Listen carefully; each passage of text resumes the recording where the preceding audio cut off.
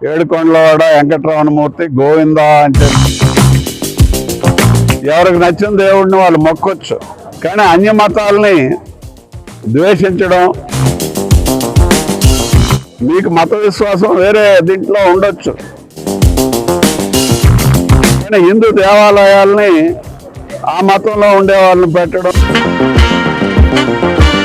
ఎందుకు లేరా, అక్కడ శనివారం ఇక్కడ మొక్కిద్దాం దేవుడికి అనే పరిస్థితి జగన్మోహన్ రెడ్డి ఆయన మనసులో తేడానికి ఈ ప్రయత్నం.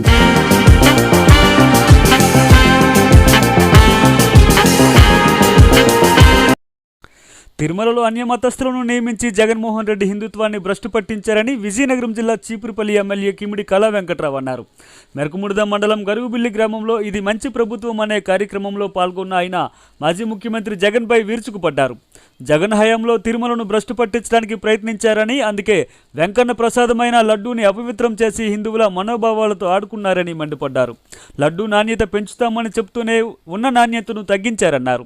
హిందువులను తిరుమలకు దూరం చేయాలనే సంకల్పంతోనే స్వామి దర్శనానికి ఆంక్షలు పెట్టడమే కాకుండా లడ్డూలోనూ అన్నప్రసాదంలోనూ నాణ్యత తగ్గించారన్నారు.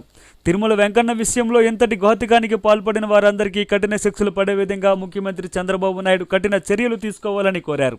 ఈ కార్యక్రమంలో చీపురుపల్లి మాజీ ఇన్ఛార్జ్ కుచ్చెర్లపాటి త్రిమూర్తులరాజు, మెరకముడిద మండల మాజీ ఎంపీపీ తాడ్డి సంజేసు నాయుడు, కెంగువ ధనుంజయ, కోట్ల మోతీలాల్, నానిరాజు, తాడ్డి చందు, రెడ్డి వరం, రెవెన్యూ సిబ్బంది తదితరులు పాల్గొన్నారు. ఇది మంచి ప్రభుత్వం అనే కార్యక్రమం ఈ 100 రోజుల్లో ప్రజల తాలూకా ఆకాంక్షలకి మరి ఇస్తామనేటటువంటి ప్రామిస్లకి అనుగుణంగా ఈ 100 రోజుల కార్యక్రమాన్ని ఒకసారి ప్రజలతో మననం చేసుకుంటూ వారితో పాలు పంచుకోవడం కోసం ఈ కార్యక్రమాన్ని తీసుకోవడం జరిగింది. ఇంకా ఎక్కువగా చేరువుగా ప్రజలకి సంక్షేమాన్ని ఇవ్వటం కోసం ఈ కార్యక్రమాన్ని తీసుకున్నాం.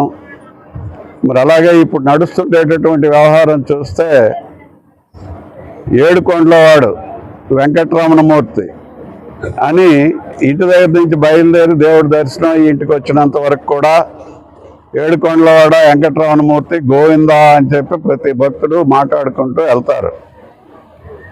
కానీ జగన్మోహన్ రెడ్డి గారు ఆయన కుటుంబం వచ్చిన దగ్గర నుంచి 7 కొండలు, 2 కొండలు, 3 కొండలు, 4 కొండలు అనేటటువంటి ప్రస్తావన ఎందుకు వచ్చింది? మరి ఆ ప్రస్తావనలో తిరుపతి దేవస్థానం మరి ప్రపంచంలో ఉండేటటువంటి 800 కోట్ల జనాభాలో అత్యధిక భక్తులు ఉండేటటువంటిది, కోట్లలో 100 కోట్లలో ఉండేటటువంటిది తిరుపతి దేవస్థానం ఒకటే ఎక్కువ జనంతో కూడుకున్నది. ఎవరికి నచ్చిన మతం వాళ్ళు తీసుకోవచ్చు,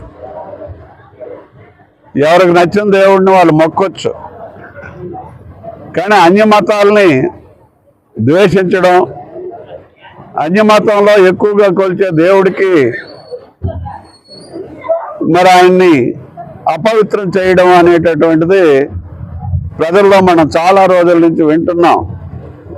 గత ప్రభుత్వంలో తిరుపతి వెళ్ళామండి, క్లీనింగ్ లేదండి, భోజనం బాగులేదండి, లడ్డు ఎన్నాళ్ళు ఇంటికి తీసుకొస్తే మరి రామేశ్వరం అన్నీ తిరిగి వచ్చినంత వరకు కూడా 15 రోజులైనా వాసన బాగుండేది, చెడేది కాదు.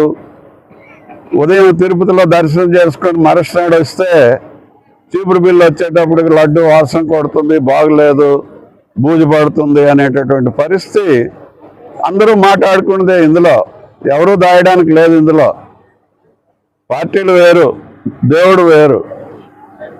మరి ఆ పరిస్థితి ఎందుకు వచ్చింది?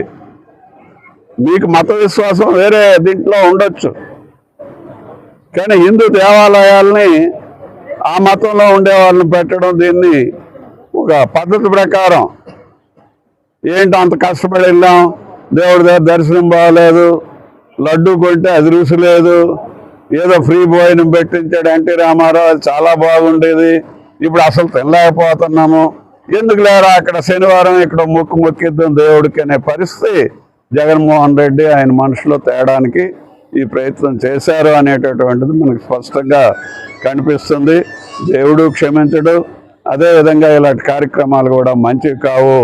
దీని మీద చంద్రబాబు నాయుడు గారు మరి ప్రభుత్వ పరంగా చట్టపరంగా కఠినమైనటువంటి శిక్షలు తీసుకొని ఆ దేవుడిని హిందూ మతాన్ని కాపాడాల్సినటువంటి అవసరం ఉంది. అదేవిధంగా అన్య మతాలను కూడా ఎప్పుడు కూడా తెలుగుదేశం పార్టీలో ద్వేషించే పరిస్థితి లేదు. ఇక ముందు కూడా సమానత్వం తెలుగుదేశం పార్టీలో ఎప్పుడూ ఉంటుంది. Thank you very much.